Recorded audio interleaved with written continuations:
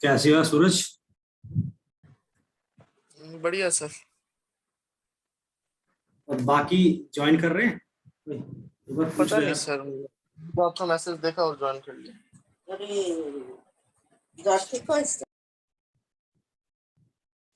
अब तैयारी कर रहे हो यार या नहीं कर रहे हो?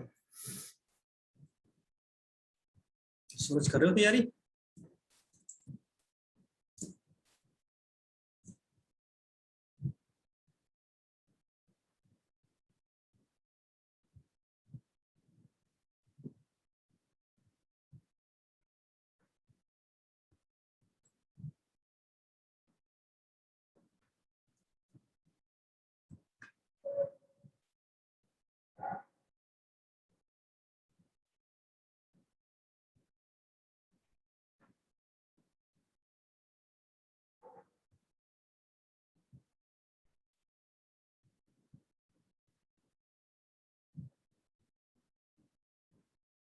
तो स्टार्ट कर देते हैं आप।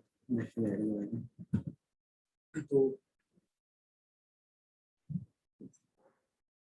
हम बात कर रहे थे एंटीना एरेज की। तो एंटीना एरे में हमने देखा था कि अगर हम एक सिंगल एंटीना की जगह अगर हम मल्टीपल एंटीना एरे का यूज करें तो उससे क्या हो रहा था, इसकी डायरेक्टिविटी इंक्रीज हो रही थी और इसका जो गेन है वो हमारा जो है इंक्रीज हो रहा था। तो ये था हमारा एंटीना एरे। तो इसकी कुछ ये एडवांटेज थी कि इसकी जो स्ट्रेंथ है वो इंक्रीज हो रही है, जो डायरेक्टिविटी है वो भी जो है वो इंक्रीज हो रही है। और इसके बाद हमने देखा था कि जो इसकी जो माइनर लोब्स हैं, माइनर लोब्स वो होती हैं कि जहाँ पे जो रेडिएशन होता है वो कैसा होता है, मतलब उससे बेसिकली लॉस होता है उसके थ्रू। और हमारा इसमें जो है सिग्नल टू जो नॉइज रेशो है वो भी हाई होता है, और इसमें जो गेन है वो भी हाई होता है, और जो पावर का जो वेस्टेज होता है वो कैसा होता है हमारा, इसमें रिड्यूस हो जाता है, और जो परफॉर्मेंस होती है वो भी क्या हो जाती है हमारी, इम्प्रूव हो जाती है। तो इसका ये फायदा था। बट इसकी डिसएडवांटेज ये थी कि इसमें जो था हमारा जो रेजिस्टिव लॉसेस था वो इंक्रीज हो जाएगा। और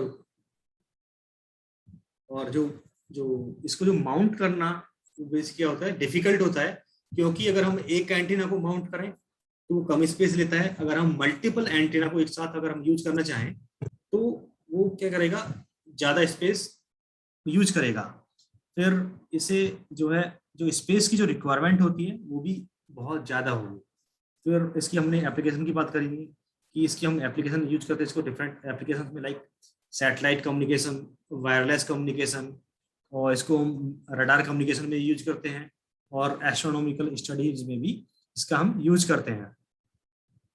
फिर इसके बाद हम बात कर रहे थे कि जो टाइप्स ऑफ एरे क्या होते हैं।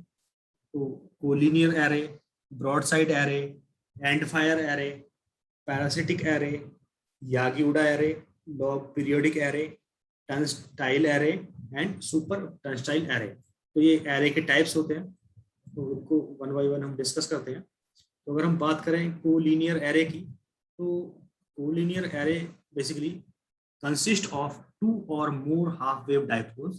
तो कोलिनियर एरे में क्या होता है, दो या दो से ज्यादा हाफ वेव डाइपोल्स होते हैं, और which are placed end to end, जो end to end basically connect होते हैं। And these antennas are placed on a common line और एक्सिस।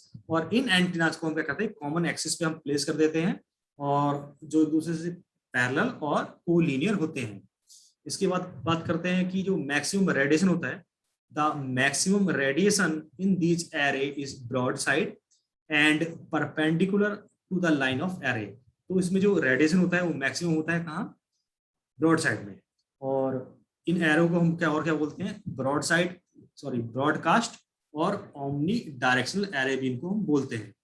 इसके बाद हम बात करते हैं कि जो फ्रीक्वेंसी जो रेंज होती है, इनकी फ्रीक्वेंसी रेंज होती है 30 मेगाहर्ट्ज से लेके 3 गीगाहर्ट्ज तक इसकी फ्रीक्वेंसी रेंज होती है।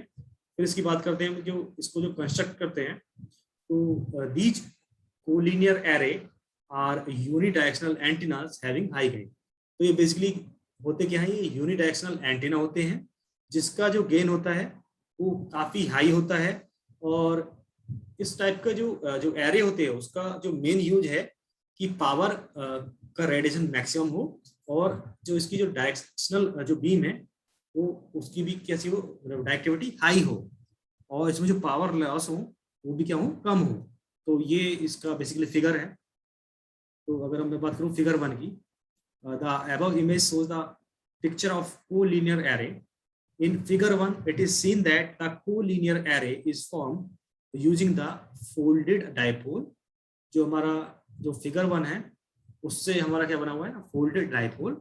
और जो फिगर 2 है वो क्या है, आपका कोलिनियर एरे है, उससे फॉर्म हो रहा है बाई नॉर्मल डाइपोल की हेल्प से। और both types are half wave dipoles that are commonly used. और इसकी अगर हम बात करते हैं रेडिएशन पैटर्न की, तो इनका जो रेडिएशन पैटर्न होता है कोलिनियर एरे का is similar to that of single dipole. तो इसका जो रेडिएशन होता है वो सिंगल डाइपोल की तरह होता है, but the array pattern of increasing number of dipole make the difference. तो क्योंकि इसमें नंबर ऑफ एरे ज्यादा होते हैं तो इसलिए जो इसका जो रेडिएशन पैटर्न होता है वो भी क्या होता है, उसमें उसकी जो साइड होगी वो ज्यादा होगी। तो इसमें भी आप देख सकते हैं पैटर्न विद 2 एलिमेंट। अगर 2 से ज्यादा एलिमेंट है तो उसका पैटर्न किस तरह से बनना है, फिर ज्यादा 4 एलिमेंट है तो किस तरह से बनना है। तो हम बता सकते हैं कि radiation pattern of collinear array when made using 2 elements, 3 elements and 4 element respectively are shown in the figure. And broadside array also has the same pattern in which the direction of the maximum radiation is perpendicular to the line of antenna. तो फिर इसकी बात करते हैं इसकी advantage की। तो इसकी the use of array reduces the broad end and increase the directivity. तो इससे हमारी जो तो डायरेक्टिविटी इंक्रीज हो रही है, और जो इस एरे से और क्या हो रहा है, it reduce the broad end. तो इसकी जो ब्रॉड एंड में जो रेडिएशन हो रहा था उसको क्या कर रहा है, कम कर रहा है। फिर इसमें जो माइनर लोब होती थी वो कैसे हो रही है, मिनिमाइज हो रही है। और जो पावर का जो वेस्टेज जो हो रहा था वो भी क्या हो रहा है, कम हो रहा है। फिर इसकी कुछ डिसएडवांटेज है कि इनमें जो डिस्प्लेसमेंट होता है इन एंटीना का वो काफ़ी डिफिकल्ट होता है, और इनको हम आउटडोर्स में ही यूज कर सकते हैं, इंडोर में हम इसको यूज नहीं कर सकते। फिर इसकी एप्लीकेशंस की बात करते हैं, इसको वेरी हाई फ्रिक्वेंसी और अल्ट्रा हाई फ्रिक्वेंसी पे बैंड पे यूज करते हैं, और इसका हम 2 वे कम्युनिकेशंस में यूज करते हैं, और इसको ब्रॉडकास्टिंग में भी इसका यूज करते हैं। फिर अनदर टाइप के एरे की बात करते हैं।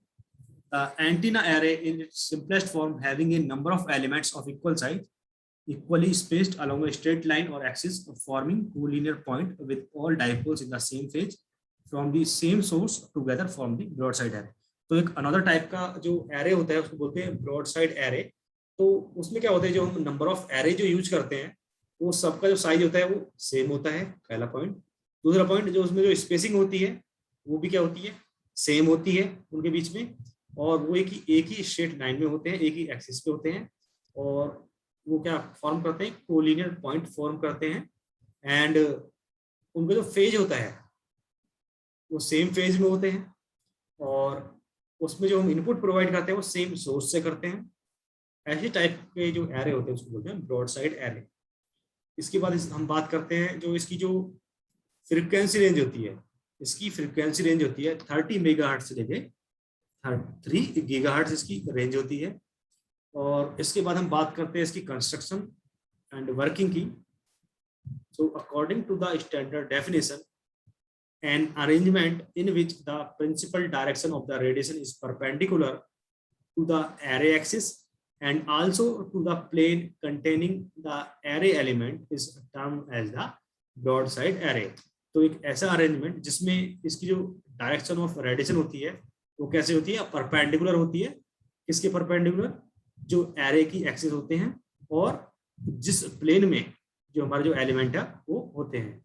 तो इस टाइप का जो अरेंजमेंट होता है उसको बोलते हैं ब्रॉडसाइड एरे।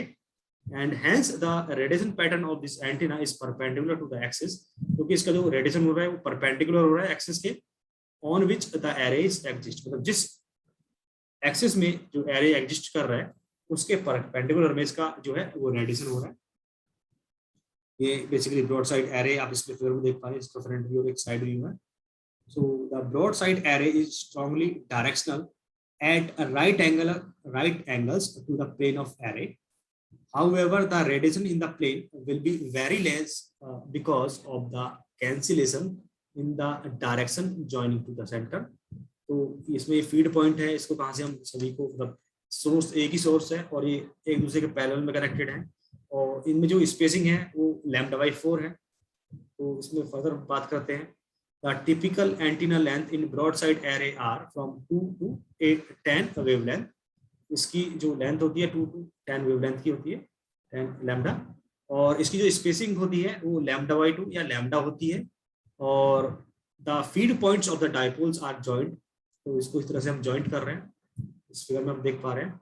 इसके बाद इसका रेडिएशन पैटर्न है कि radiation pattern of this antenna is bi directional and the right angles to the plane and the beam is very narrow with high gain. तो इसकी जो बीम होती है वो कैसी होती है, काफी नैरो होती है। तो ये इसका बेसिकली हॉरिजॉन्टल डायरेक्शन में इसका जो है, ये आपको इसकी लोब दिख रही है जिसमें, और इसका जो एक्सिस है वो कितना, मतलब 90 डिग्री है, जहाँ पे इसकी माइनर लोब्स है। तो है आपका एंड फायर एरे। तो ये इसका अरेंजमेंट है एंड फायर एरे का। तो इसमें बस डिफरेंस ये होता है कि इसमें भी एलिमेंट आपके पैरेलल होते हैं, बट एक एरे में करंट जा रही है आपकी मतलब ऊपर की साइड में, और एक है इसमें टॉप की साइड में, सॉरी बॉटम साइड में। तो इसमें फेज का डिफरेंस होता है, बाकी सारे जो कंस्ट्रक्शन है उसका सारा कुछ बाकी सब सेम होता है। So there is no radiation in the right angle to the plane of the array because of the cancellation. तो ऑब्वियसली बात है कि इसका जो रेडिएशन है उसमें मतलब जीरो होगा, क्योंकि एक जो हमारा इसमें जो करंट जो फ्लो हो रही है, एक में हो रही है टॉप साइड में, दूसरे में हो रही है फिर बॉटम साइड में। तो इस तरह से एक दूसरे को कैंसिल आउट कर रहे हैं। और इसमें जो स्पेसिंग होती है वो λ/4 या 3 λ/4 की होती है। और इसका जो अरेंजमेंट होता है, this arrangement not only helps to avoid the radiation perpendicular to the antenna plane, but also helps the radiated energy get diverted to the direction of the radiation of the whole array. Hence, we can say the minor lobes are avoided and directivity increased and the beam becomes narrower with increased element. तो जैसे जैसे हम अगर हम element increase करते जा रहे हैं, तो इसमें जो माइनर लोब्स हैं वो कम से कम होते जा रहे हैं, और जो इसकी जो डायरेक्टिविटी है वो आपकी क्या हो रही है, इंक्रीज होती जा रही है। और इसकी बात करते हैं, इसका जो रेडिएशन पैटर्न वो क्या होता है, यूनिट डायरेक्शन, मतलब एक ही डायरेक्शन में होता है, क्योंकि इसमें जो मेजर लोब होती है वो एक एंड पे होती है जहाँ पे इसका जो रेडिएशन जो होता है मैक्सिमम होता है, और माइनर लोब जो रिप्रेजेंट करते हैं वो लॉसेस को करते हैं, तो वो बहुत ही कम होते हैं। तो इस फिगर से आप देख पा रहे होंगे। इसके बाद इसका जो डिफरेंस है कि एंड फायर एरे और ब्रॉडसाइड एरे में क्या डिफरेंस होता है, तो हम ऑलरेडी डिस्कस कर चुके हैं इनको। तो बस इनका जो रेडिएशन है, इनमें स्पेसिंग भी λ/2 की होती है, बट एंड इसमें ब्रॉड में जो है यूनिडायरेक्शन होता है। इसमें फर्दर थ्योरी भी गिवन है, इसको मैं एक बार रीड कर देता हूँ कि both the end fire array and the broad side array are linear and are resonant as they consist of resonant element. तो इसमें रेजोनेंट एलिमेंट्स की होते हैं, इसलिए इसमें जो है ये लीनियर होते हैं और रेजोनेंट होते हैं। फिर due to the resonance both the array display narrower beam and high directivity। क्योंकि इसमें रेजोनेंस होता है, तो इसकी वजह से जो इसमें दो एरे होते हैं, ब्रॉड साइड और एंड फायर एरे, वो क्या डिस्प्ले करते हैं, नैरोअर बीम को डिस्प्ले करते हैं, और जो इसकी जो डायरेक्टिविटी होती है वो हाई होती है। इसके बाद इसको हम ट्रांसमिशन पर्पज के लिए हम यूज करते हैं दोनों एरो को। और बट यहाँ पे जो है इसमें से चाहे हमारा ब्रॉड साइड एरे हो चाहे वो एंड फायर एरे हो, उनमें से किसी को भी हम रिसेप्शन के लिए यूज नहीं करते हैं, क्योंकि इसमें because of the necessity of the covering A range of frequencies needed for any kind of reception. तो ऑब्वियसली बात है, कोई भी हमें वेव जो है उसको हमें कैप्चर करना है, उसको रिसीव करना है, तो ऐसा नहीं होना चाहिए कि वो एक पार्टिकुलर फ्रीक्वेंसी को ही बेसिकली रिसीव करे, वो एक रेंज ऑफ फ्रीक्वेंसी को बेसिकली कैप्चर या रिसीव करना चाहिए। फिर इसमें फर्दर है the antenna array as seen above are used for the improvement of gain and directivity।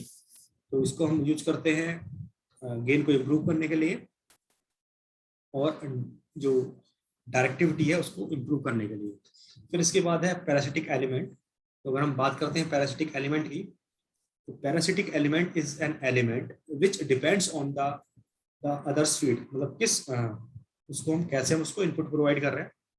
It does not have its own feed, तो इसकी कोई मतलब खुद ही कोई इंटरनल सोर्स नहीं होता है। So hence in this type of array we employ such element which help in increasing the radiation indirectly.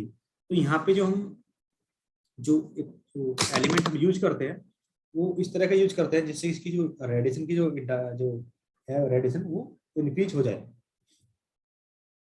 तो ये इसकी फिगर है। इसकी बात करते हैं इसकी कंस्ट्रक्शन की। तो इसमें बेसिकली 3 एलिमेंट होते हैं, driven element, parasitic element. Parasitic element में होता है डायरेक्टर होता है, रिफ्लेक्टर होता है और एक बूम होता है। तो सबसे पहले हम बात करते हैं ड्राइवन एलिमेंट की। The antennas radiate individually, and while in array, the radiation of all the antenna is summed up to form the radiation beam. तो एंटीना इंडिविजुअली तो रेडिएट करता है, बट अगर हम एरे की बात करें तो उसमें नंबर ऑफ एलिमेंट होती हैं और जो टोटल जो रेडिएशन होता है उनका क्या होता है, सम होता है। And all the elements of the array need not to be connected to the feed. तो इसमें हमें ऐसा नहीं होता कि हमें हर एरे को हमें क्या करना हो, कनेक्ट करना होता है, ऐसा कुछ नहीं होता इसमें। उसमें एक हमने एरे लिया, उसी की हेल्प से उसको हमने इनपुट प्रोवाइड कर दिया। फिर the dipole that is connected to the feed is known as the driven element. तो जिस एलिमेंट में, जिस एरे में हम इनपुट दे रहे हैं उसको बोल रहे हैं हम ड्राइवन एलिमेंट। अब हम बात करते हैं पैरासिटिक एलिमेंट की। तो the elements which are added do not opposes an electrical connection between them to driven element और द फीड। तो एक ऐसे एलिमेंट जिन्हें रिक्वायरमेंट नहीं होती कोई इलेक्ट्रिकल कनेक्शन की, तो they are positions so that they lie in the induction field of the driven element. तो उनको हम इस तरह से रखते हैं कि जो हमारा जो इंडक्शन एलिमेंट है, जो इंडक्शन फील्ड है ड्राइवन एलिमेंट की, उसके वो एरिया में आए कि जिससे हमें उसको स्पेसिफिक इनपुट की रिक्वायरमेंट ना हो। इसके लिए इसको बोलते हैं हम पैरासिटिक एलिमेंट। फिर इसमें हमने बात करी थी कि 2 होते हैं, इसमें भी रिफ्लेक्टर होता है, डायरेक्टर होता है। तो बात करते हैं हम रिफ्लेक्टर की। If one of the parasitic element which is 5% longer than the driven element, एक ऐसा एलिमेंट जिसकी लेंथ 5% ज्यादा है ड्राइवन एलिमेंट से, is placed close to the driven element, उसको हम ड्राइवन एलिमेंट के पास में रखते हैं। Then it acts as a concave mirror. तो एक हमारा कॉनकेव मिरर की तरह काम करता है, जो क्या करता है, रिफ्लेक्ट करता है एनर्जी को in the direction of radiation pattern rather than its own direction.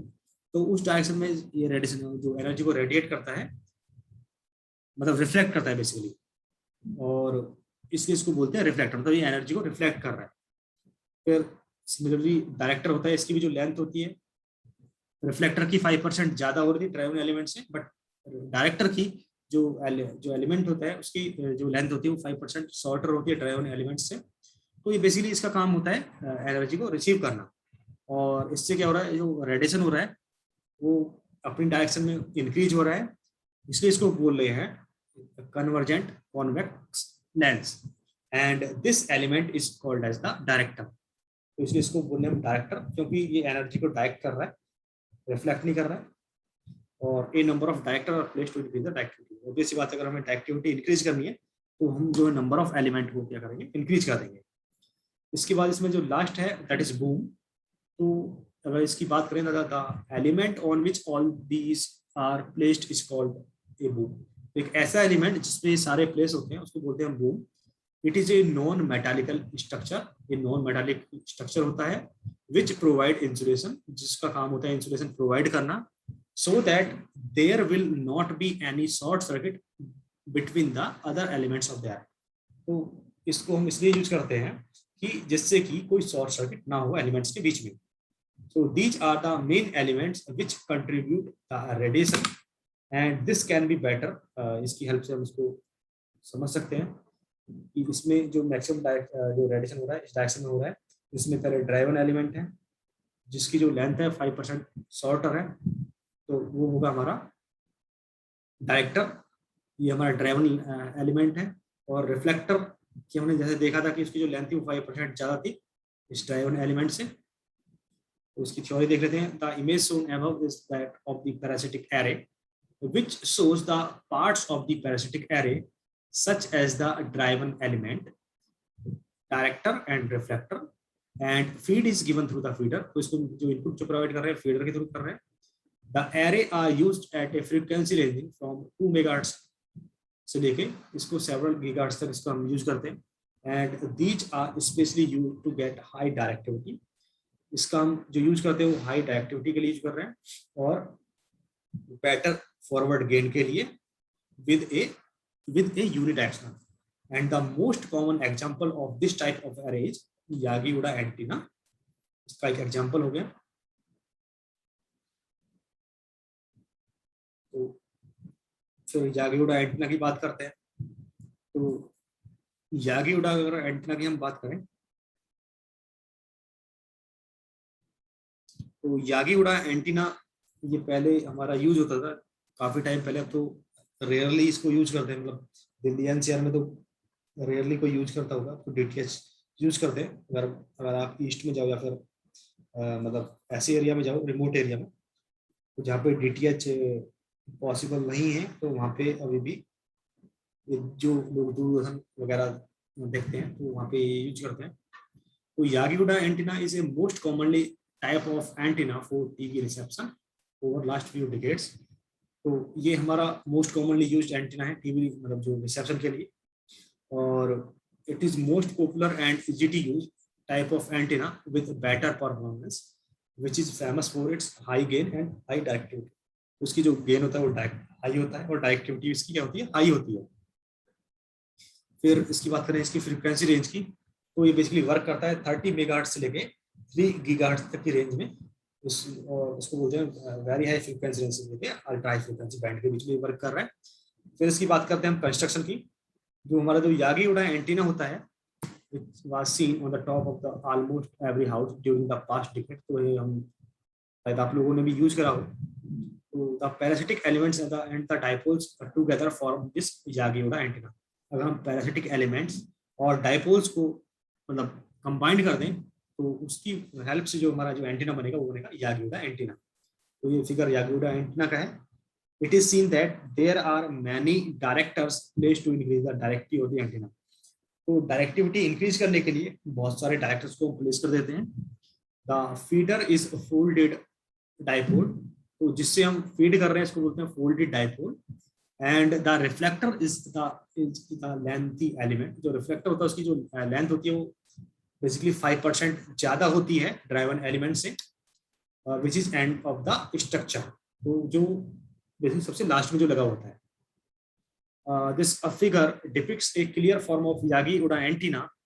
The center rod-like structure on which the elements are mounted is called as the beam। तो जो सेंटर जो आप देख रहे हो जिसपे ये सारे मतलब माउंटेड हैं उसको बोलते हैं हम boom. And the element to which a thick black head is connected, जिसपे हमारा जो वायर जो कनेक्ट होता है टीवी से जो आता है उसको बोलते हैं ड्राइवन एलिमेंट।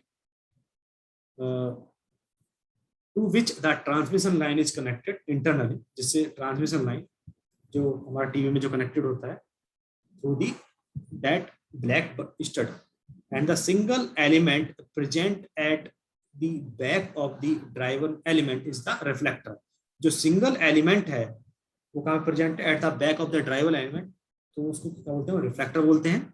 उसका बेसिकली काम क्या होता है, रिफ्लेक्ट करना all the energy towards the direction of the radiation pattern. तो उसका काम होता है जो भी रेडिएशन आ रहा है उसको रिफ्लेक्ट करना। And the other element before the driven element, जो इस ड्राइवन एलिमेंट से जो पहले वाले जो सारे एलिमेंट होते हैं तो उनका basically the other element before the driven element are the director. उनको बोलते हैं डायरेक्टर, क्योंकि उनका काम क्या होता है, डायरेक्टिविटी प्रोवाइड करना, मतलब जो रेडिएशन आ रहा है उसको डायरेक्शन देना। तो इसकी बात करते हैं इसकी डिजाइन की।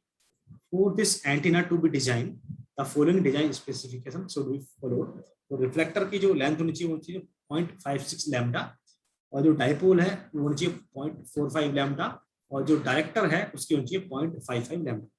और इनकी स्पेसिंग भी है कि डाइपोल और रिफ्लेक्टर की 0.35 लैम्डा होनी चाहिए, और डाइपोल और डायरेक्टर की 0.125 लैम्डा होनी चाहिए।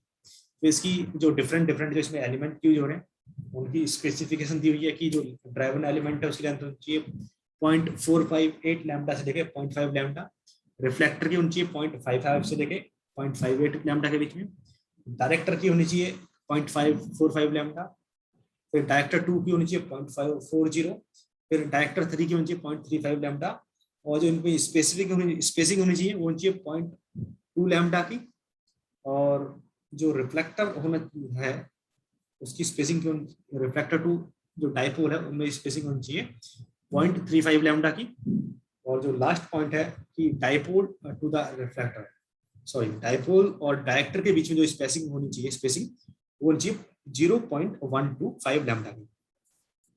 So if the specification given above are followed, so one can easily design an Yagi-Uda antenna. तो इसका रेडिएशन पैटर्न गिवन है हॉरिजॉन्टल डायरेक्शन में, वर्टिकल डायरेक्शन में।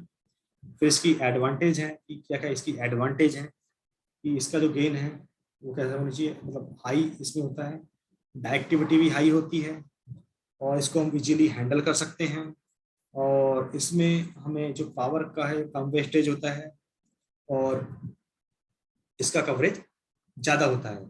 तो इसकी कुछ डिसएडवांटेज हैं कि इसमें नॉइज का इफेक्ट ज़्यादा होता है, और जो भी एटमॉस्फेयर का जो इफेक्ट है उसका भी ज़्यादा होता है, और इसकी एप्लीकेशन हम ऑलरेडी देख चुके हैं टीवी रिसेप्शन में, और सिंगल फ्रिक्वेंसी एप्लीकेशन जहाँ पे नीड होती है तो वहाँ पे हम इसका यूज करते हैं। तो इसके बाद है नेक्स्ट है आपका इसमें ही The Yagi-Uda antenna is mostly used for the domestic purpose. तो इसको हम जो मोस्टली हम यूज करते हैं डोमेस्टिक पर्पज के लिए हम यूज करते हैं। So however for commercial purpose and to turn over a range of frequency, तो कॉमर्शियल पर्पज के लिए और एक अगर हमें रेंज ऑफ फ्रिक्वेंसीज को अगर हमें यूज करना है तो उस केस में हमें एक अनदर टाइप ऑफ एंटीना की रिक्वायरमेंट होती है जिसको हम बोलते हैं लॉग पीरियोडिक एंटीना।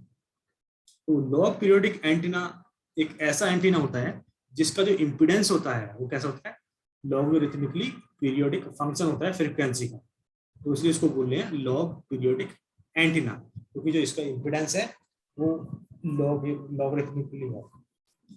और इसकी जो रेंज की बात करें वो है 30 मेगाहर्ट्ज से लेके 3 गीगाहर्ट्ज तक इसकी रेंज है। और इसकी फर्दर हम कंस्ट्रक्शन की बात करते हैं। Construction and operation of log periodic antenna is similar to that of the Yagi-Uda antenna. तो इसकी जो कंस्ट्रक्शन होती है और इसका जो ऑपरेशन होता है वो सेम Yagi-Uda एंटीना की तरह होता है। इसका मेन एडवांटेज ये है कि इसमें जो constant it exhibits constant characteristics over A desired frequency range of operation. तो ये पार्ट मतलब एक जिस रेंज की फ्रीक्वेंसी हमें चाहिए जिस पे ऑपरेट हो रहा है उस पे ये जो है कांस्टेंट जो है इसकी जो परफॉर्मेंस है कांस्टेंट रहती है। And it has the same radiation resistance, इसका जो रेडिएशन रेजिस्टेंस होता है वो भी सेम होता है, और इसका जो स्टैंडिंग वेव रेशियो होता है इसलिए इसका स्टैंडिंग वेव रेशियो होता है सेम होता है, और इसका जो gain and the front to back ratio होता है वो भी सेम होता है। ये इसकी इमेज है लॉग पीरियोडिक एंटीना की।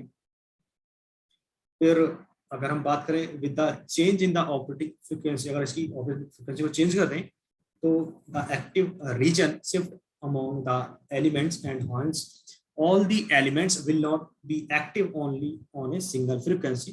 So this is the special characteristics कि अगर हम इसकी ऑपरेटिंग फ्रीक्वेंसी को चेंज कर दें तो इसके जो एक्टिव रीजन है वो कह देंगे शिफ्ट हो जाएंगे, एलिमेंट्स के बीच में आपस में शिफ्ट हो जाएंगे। तो हम इसलिए हम बोल सकते हैं कि all the elements will not be active only on a single frequency. तो इसलिए हम बोल सकते हैं कि इसके जो सारे एलिमेंट हैं वो एक फ्रीक्वेंसी पे ही एक्टिव नहीं होते हैं, ये इसकी स्पेसिफिक स्पेशल कैरेक्टरिस्टिक्स है। And there are several type of log periodic antennas such as planar, trapezoidal, zigzag, V shape, slot and dipole. ये डिफरेंट टाइप शेप के बेसिकली एंटीना है। तो मोस्ट जो हम यूज करते हैं वो करते हैं लॉग पीरियोडिक, और इसको हम बोलते हैं LPDA लॉग पीरियोडिक एंटीना। तो इसका बेसिकली फिगर है उसकी अगर फिजिकल स्ट्रक्चर की बात करें, physical structure and electrical characteristics when observed are repetitive in nature। तो उसकी अगर हम characteristics को मेजर करें तो ये रिपीटेटिव नेचर की होती हैं। और जो एरे होता है, array consist of dipoles of different length. तो इसके जो एरे होता है वो डिफरेंट इसकी लेंथ होती है डाइपोल की, और उसकी स्पेसिंग भी डिफरेंट होती है, which are fed from a two wire transmission line, जिसको हम एज इनपुट देते हैं टू वायर ट्रांसमिशन लाइन से। And this line in transposed between each adjacent pair of the dipole. तो एक जो हमारी जो लाइन होती है वो किस किस के बीच में ट्रांसपोर्ट होती है, जो इसकी जो डाइपोल्स होते हैं। फिर बात करते हैं लेंथ की।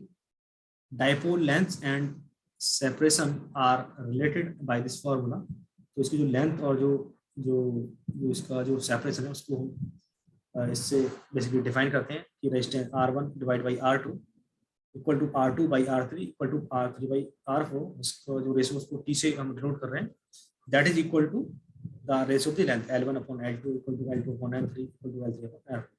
यहाँ पे जो T क्या है, बेसिकली आपका डिजाइन रेशियो है, एंड इसकी वैल्यू 1 से कम होनी चाहिए। और R1 ये सॉरी रेजिस्टेंस नहीं है, ये बेसिकली डिस्टेंस है बिटवीन फीड एंड डाइपोल के बीच में, जहाँ पे हम इसको इनपुट दे रहे हैं और जो डाइपोल है उसके बीच में डिस्टेंस है। और जो I है, ये L जो है, ये बेसिकली लेंथ है डाइपोल की। फिर बात करते हैं इसकी डायरेक्टिव गेन की। तो directive gains obtained are low to moderate. तो इसका जो गेन होता है वो लो टू मॉडरेट होता है। और जो इसका रेडिएशनल पैटर्न जो होता है, इसको हम यूनिडायरेक्शनल या फिर बाई डायरेक्शनल हम उसको बोल सकते हैं। फिर ये इसका बेसिकली आप देख पा रहे हो स्पीकर से, the radiation pattern of the unidirectional log periodic antenna is given, and for the bi directional log periodic antenna the maximum radiation is in broad side. तो इसका जो मैक्सिमम जो रेडिएशन होता है वो ब्रॉड साइड में होता है, which is normal to the surface of antenna. ये इसका बेसिकली फिगर है। इसकी एडवांटेज है कि इसका जो डिजाइन है कॉम्पैक्ट है, और इसका गेन और जो रेडिएशन पैटर्न है वो वेरी होता है विद रेस्पेक्ट टू क्या क्या हमें रिक्वायरमेंट है उसके बेसिस पे वेरी होता है। और इसकी डिसएडवांटेज भी है कि इसको हमें जो माउंट करने के लिए हमें मतलब एक्सटर्नल रिक्वायरमेंट होती है, और इसकी जो इंस्टॉलेशन है उसकी जो कॉस्ट है, इंस्टॉलेशन कॉस्ट, वो भी काफ़ी हाई होती है। और अगर हम बात करें फर्दर इसमें कि इसकी एप्लीकेशंस की, इसको हम हाई फ्रिक्वेंसी कम्युनिकेशंस में यूज करते हैं। इसको हम टीवी मतलब टीवी रिसेप्शन में इसको यूज करते हैं। और इसको हम जो है मतलब it is use for all round monitoring in high frequency band. मतलब इसको बेसिकली हम मॉनिटर करने के लिए हाई फ्रिक्वेंसी बैंड को उसमें भी इसको यूज करते हैं। और एक डिफरेंट नेक्स्ट टाइप है, दैट इज टर्नस्टाइल एंटीना। ये भी एक हमारा एरे एंटीना है। तो इसकी शेप की बात करें, the shape of this antenna symbolize the turnstile which is used at the entrances of few places, and this antenna has a wide variety of military applications। तो इसकी मिलिट्री में मतलब डिफरेंट इसका एप्लीकेशंस हैं। और जो इसकी फ्रीक्वेंसी रेंज है वो है 30 मेगाहर्ट्ज से लेकर 3 गीगाहर्ट्ज तक। और इसकी हम फिर कंस्ट्रक्शन और वर्किंग की बात करते हैं। Two identical half wave dipoles are placed at the right angles to each other and are fed in phase। तो ये जो हमारे अगर हम दो एक तरह के एंटीना हाफ वेव डाइपोल्स ले लें और उनको राइट एंगल पे प्लेस कर दें एक दूसरे से, और उनको सेम फेज में इनपुट प्रोवाइड करें, तो these dipoles are excited 90 degree out of phase with each. तो इसमें एक्साइट जो होंगे वो 90 डिग्री फेज शिफ्ट होगा एक दूसरे के बीच में। और turnstile array can also be termed as a cross dipole array. तो इनको हम बोलते हैं क्रॉस डाइपोल एरे भी बोलते हैं। तो ये the above image illustrate turnstile antennas so to provide high directivity। अगर हमें हाई डायरेक्टिविटी चाहिए तो उसके लिए हम क्या करेंगे, several turnstile may be stacked along with a vertical axis। तो उसके लिए जो है हम बहुत सारे टर्नस्टाइल हम यूज करेंगे, उनको स्टैक कर देंगे along the vertical axis, और उनको हम फिर और उनमें जो फेज होगा वो सेम मतलब फेज सेम होगा। और अगर हम बात करें पोलराइजेशन की, the polarization of this turnstile antenna depend upon the their mode of operation. तो इसका जो पोलराइजेशन होगा वो बेसिकली डिपेंड इस पे करेगा कि हम जो है कि कौन सा हम इसको किस ऑपरेशन मोड में इसको ऑपरेट कर रहे हैं। फिर इसके बाद the pair of such dipoles frequently stacked is known as the bay. तो इसके जो जो जो पेयर होता है उनको जो स्टैक करते हैं उसको बोलते हैं bay. And in the figure shown above the two base are spaced half wave length. तो इनको जो डिफरेंस होता है स्पेसिंग जो होती है वो λ/2 की होती है, और इनमें जो इनपुट जो प्रोवाइड करते हैं सेम फेज में करते हैं, और radiation produce by combination of the base result in better directivity. तो उनको इस तरह से हम बेसिकली इनसे जो रेडिएशन जो प्रोड्यूस होगा तो वो क्या होगा, बेटर होगा। इसके बाद इसमें मोड होते हैं, नॉर्मल मोड, एक्सेल मोड। तो अगर हम बात करें नॉर्मल मोड की, तो इस केस में जो हमारा जो एंटीना होता है वो रेडिएट करता है horizontally polarized wave. Normal mode में एंटीना हॉरिजॉन्टली पोलराइज्ड वेव को बेसिकली रेडिएट करता है which are perpendicular to the axis, जो एक्सिस के परपेंडिकुलर है। दूसरा जो मोड है वो है आपका एक्सेल मोड। तो एक्सेल मोड में क्या होता है, जो एंटीना होता है वो सर्कुलरली पोलराइज्ड वेव रेडिएट करता है along the axis that is parallel to its axis. So for circular polarization, transmitter radiating with the right circularly polarized should have a receiver with the same right circular polarized and vice versa. तो circular polarisation के लिए जो हमारा जो transmitter होता है वो क्या करता है, रेडिएट करता है राइट सर्कुलरली पोलराइजेशन, और उसको और क्या होना चाहिए, it should have a receiver with the, मतलब जो ट्रांसमीटर और जो रिसीवर होना चाहिए वो सेम ही, मतलब उसका जो पोलराइजेशन होता है, अगर ट्रांसमीटर राइट सर्कुलर पोलराइज्ड है तो हमारा जो रिसीवर है वो भी हमारा राइटली सर्कुलर पोलराइज्ड होना चाहिए। और सिमिलरली अगर हमारा रिसीवर राइट सर्कुलर पोलराइज्ड है तो हमारा जो ट्रांसमीटर है वो भी हमारा राइट सर्कुलर पोलराइज्ड होना चाहिए। So if it is left circular polarized, अगर वो ट्रांसमीटर लेफ्ट सर्कुलर पोलराइज्ड है तो रिसीवर भी हमारा लेफ्ट सर्कुलर पोलराइज्ड होना चाहिए, क्योंकि अदरवाइज जो है अगर ऐसा नहीं होगा तो इसमें जो लॉसेस होंगे वो बहुत ज्यादा होंगे। फिर हम बात करते हैं नेक्स्ट टाइप की, that is super turnstile antenna. तो जो हमारे इस टाइप के जो एंटीना होते हैं उनमें जो रेडिएशन पावर होती है वो 3 dB होती है, below the maximum radiation of the half wave dipole radiating the same power. So therefore to overcome this disadvantage, super turnstile antenna हम यूज करते हैं। इसलिए यूज करते हैं कि जो हमारा जो रेडिएशन पावर होती है वो कितनी होती है टर्नस्टाइल एंटीना की, 3 dB कम होती है, किससे, maximum radiation half wave dipole में जो मैक्सिमम रेडिएशन होता है उससे 3 dB कम होती है। इसलिए उसको ओवरकम करने के लिए हम सुपर टर्नस्टाइल एंटीना हम यूज करते हैं। तो the simple dipole elements in turnstile antenna replaced by 4 flat seat in super turnstile. तो हमारे जो सिंपल डाइपोल एलिमेंट होते हैं टर्नस्टाइल में उसको हम रिप्लेस करते हैं किससे, 4 फ्लैट सीट से in super turnstile. And the design of super turnstile array is such that 1 to 8 bay can be constructed on a single mast. And the other name of the super turnstile antenna is the batwing antenna. तो इसका फिर radiation pattern इसमें है, figure A किसका है, individual pattern, figure B vertical pattern है, और figure see basically इन दोनों की जो कंबाइन करके जो है वो है। फिर इसका एडवांटेज है कि इसका जो गेन है उसको हम हाई कैसे अचीव कर सकते हैं, अगर हम इसको मल्टीपल उनको स्टैक कर दें। और जो हमारे सुपर टर्नस्टाइल जो एंटीना होते हैं वो क्या प्रोड्यूस करते हैं, वो हाई गेन आउटपुट प्रोड्यूस करते हैं, और इनकी जो डायरेक्टिविटी होती है वो भी हाई होती है, बेटर होती है। फिर इसके बाद इसकी डिसएडवांटेज है कि इसकी जो रेडिएशन पावर होती है वो कितनी होती है टर्नस्टाइल एंटीना की, 3 dB कम होती है मैक्सिमम रेडिएशन से इसके हाफ वेव डाइपोल की। फिर इसकी हम बात करते हैं एप्लीकेशन की, तो इसको हम वेरी हाई फ्रिक्वेंसी कम्युनिकेशन में यूज करते हैं, FM एंड TV ब्रॉडकास्टिंग में इसको यूज करते हैं, मिलिट्री कम्युनिकेशन में इसको यूज करते हैं, और सैटेलाइट कम्युनिकेशन में इसको यूज करते हैं। तो ये था हमारा बेसिकली टर्नस्टाइल एंटीना का। तो इस तरह से ये जो यूनिट है आपकी कंप्लीट हो गई है। आई थिंक आपकी जो 3 जो यूनिट है वो कंप्लीट हो चुकी है। इसके बाद हम देखेंगे आपका और क्या बचा है इसमें।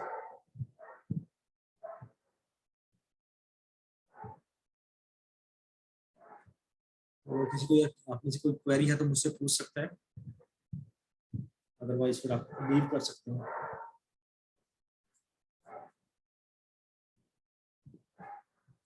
Thank you everyone.